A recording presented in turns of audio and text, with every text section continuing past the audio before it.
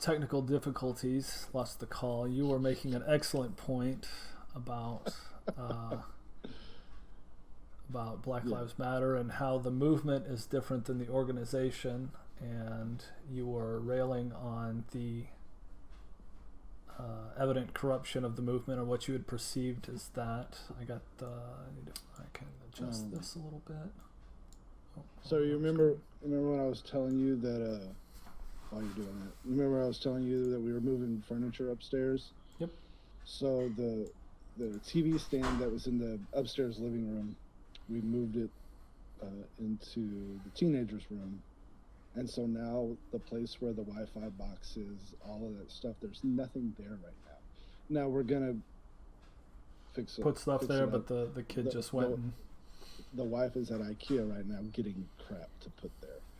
And we're gonna float it on the wall so it'll be up high where they can't get it. But he walked over, basically flipped the switch on the power strip, just turned it off. Turned it all off. Awesome. We do need to go ahead and wrap this up today, and we can pick this topic up next week. But I'm ready. Did you have anything to add? I was trying to recap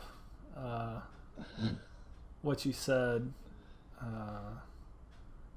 Was that accurate as far as how you felt about the organization versus the movement? And so I don't know. I was on a roll. But I would say. But the movement is different from the organization, and the organization is more to the point was that the movement was genuine, and that people were angry. People were angry, yes, and I feel like it was a missed opportunity. It always is. And it always stems from people trying to take over a thing and create something or make money or right. What it is that they're trying to do. Right. If the issue is, and I agree with the issue, I think the issue stems from police brutality and not being held accountable. Yes. Yes, because it's the not being held accountable bit that I think is the driver. Right, and that's it's a difference between. So I did a little bit of research on this one, and there was a schizophrenic white guy who basically died of the same causes as Floyd did. He had a cop kneel on his back for about 14 minutes. It suffocated him. And the difference... So it wasn't, nobody tried to charge a hate crime at all. There were a bunch of white guys or whatever, and they killed this guy. But the two officers who were involved were basically videotaped, and you can go and find this on an ABC News feed or something like that if they still have it up. And the two officers were filmed laughing about it and everything else. They went to prison. They were both charged with murder.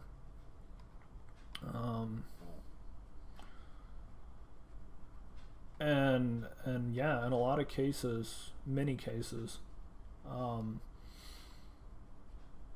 the expectations, I think, are different when you get a crime of that nature in the community, like in the local community, right? Well, I'll say this about that, because Dallas County has done a very good job on this whole thing. Without getting into specifics, we had one of our students killed by a police officer a few years ago, and man, it was hard. It was a hard thing. I coached a kid for 2 years, at the middle school level, and he was one of the kids where when I heard about it, I was like, what did he do? That's the fucked up thing that I thought in my head what could he have possibly done to deserve that? Right. And not to get into too specifics, but he didn't do anything. I mean, ultimately, he was just literally sitting there. Do anything. Yep. And when that cop went to jail, the sigh of relief from the community, you could feel it. It was palpable because there was so much tension built up, and everybody felt it. And then when they came with the sentence, everybody was just like, "Oh, thank God!" Right.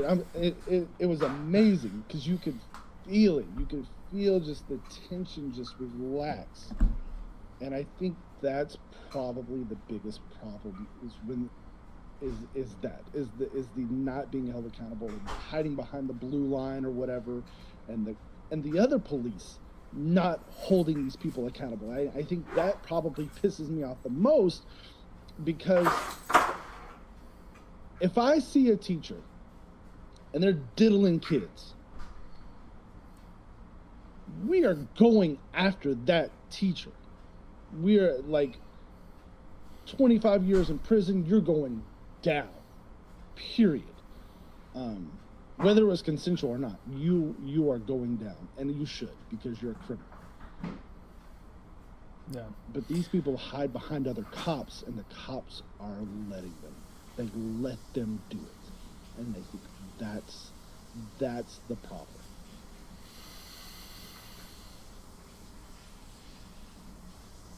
Yeah. So I agree. Thanks for watching this episode of BroPartisan Hacks with Reese and Rob. We really, really appreciate it. If you like this content, please like, subscribe, share it with your friends. If you have a topic you'd like for us to discuss, drop a line in the comment section below. We're really excited about our new channel, so check back weekly for updates. Rob and I both have day jobs and families, so we really have weird times when we're able to do these episodes together. That is until enough of you guys realize how awesome we are and we can do this show every day for a living. We are getting better at this every day and hope to produce quality content as often as we can. Thanks again.